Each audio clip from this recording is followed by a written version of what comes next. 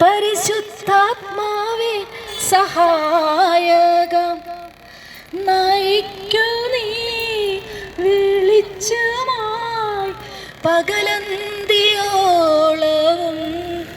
ജ്വലിക്കു നീ നിരന്തരം എൻ വഴിത്താരയിൽ.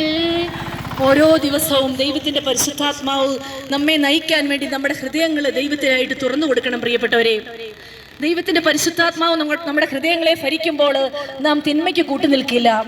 സാഹചര്യങ്ങൾ എന്തുമായിക്കൊള്ളട്ടെ, നമ്മുടെ കുടുംബത്തോട് വിശ്വസ്തത പുലർത്തുക, നമ്മുടെ കർത്തവ്യങ്ങളോട് വിശ്വസ്തത പുലർത്തുക. നമുക്ക് അധ്വാനിക്കേണ്ട സമയത്ത് അധ്വാനിക്കുക, വിശ്രമിക്കേണ്ട സമയത്ത് വിശ്രമിക്കുക. ദൈവത്തെ സ്നേഹിക്കുന്നത് പോലെ ഏറ്റവും അധികം ആദ്യം അവിടുത്തെ രാജ്യവും ദൈവത്തിൻ്റെ രാജ്യവും നീതിയും അന്വേഷിക്കുക. അതോടൊപ്പം ബാക്കിയെല്ലാം കൂട്ടിച്ചേർത്ത് തരുമെന്ന് ദൈവത്തെ പറഞ്ഞിട്ടുണ്ട്. പ്രിയപ്പെട്ടവരെ, തന്നോടുകൂടി ആയിരിക്കുവാനും വചനം പ്രസംഗിക്കുവാനും പിശാചുക്കളെ പുറത്താക്കുവാനും ദൈവം തൻ്റെ ശിഷ്യന്മാരെ തിരഞ്ഞെടുത്തു. യേശു കർത്താവിന് 12 ശിഷ്യന്മാരുണ്ടായിരുന്നു.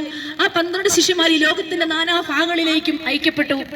ഈ ഭാരതഭൂമിയിൽ AD 52 വിശുദ്ധ തോമാസ് ലീഹ വന്ന് യേശു ആരാണെന്നും യേശു എന്തിന് ഭൂമിയിൽ വന്നെന്നും യേശുവിലൂടെയുള്ള രക്ഷ എന്താണെന്നും നമുക്ക് എങ്ങനെ സ്വർഗത്തിൽ പോകാമെന്നും എല്ലാം നമ്മെ പഠിപ്പിച്ചു.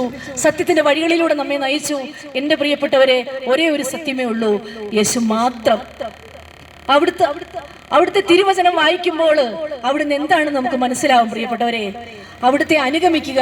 ഞാൻ വഴിയും സത്യവും ജീവനുമാകുന്നു എന്നാണ് അവിടുന്ന് പറഞ്ഞിരിക്കുന്നത്.